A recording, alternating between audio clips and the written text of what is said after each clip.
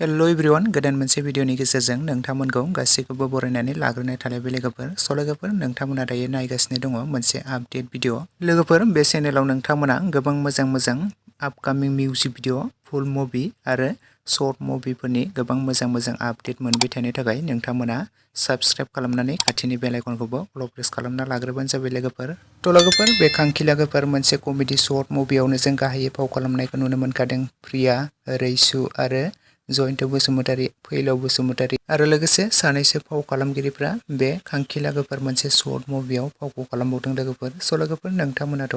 बे खांखि लोगोफोर मोनसे शर्ट मुभिखौ पार्ट 1 निफ्राय लानानै पार्ट 8 सिम गोबाङानो नायखाबाय आरो नुखाबाय नङा होनबा लोगोफोर नोंथांमोनाथ' बे खांखि लोगोफोर मोनसे कमेडि शर्ट मुभिखौ गोबाङानो पार्ट 1 निफ्राय लानानै दासिम पार्ट 10 सिम गोबाङानो नायखाबाय आरो नुखाबाय नङा होनबा लोगोफोर आरो बिथांमोना पार्ट 10 सिम बे खांखि लोगोफोर मोनसे कमेडि शर्ट मुभिखौ रिलिज खालामनानै होखाबाय आरो नोंथांमोना गोबाङानो नायनानै मोजां मोनदों आरो गोबाङानो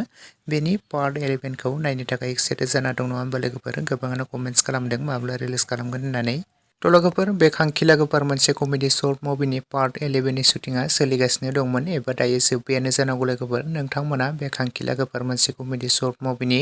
पार्ट 11 खौ साननैसो उनावनो नोंथांमोना फेमिलि एन्टारटेनमेन्ट चेनेलाव थाबैनो नुनो मोनसिगोन लोगोफोर नोंथांमोना सोर दानिफ्राय नायनो एक्साइटेड कमेन्ट सेक्सनाव बयबो लिरनानै फोरमायहरदो लोगोफोर लोगोफोर लोगोसेनो दिनैनि शर्ट आपडेट भिडिअ बेखिनियावनो भिडिअखौ जोबजासे नायनायनि थाखाय thank you for watching next video थाबैनो लोगो मोनफिनगोन।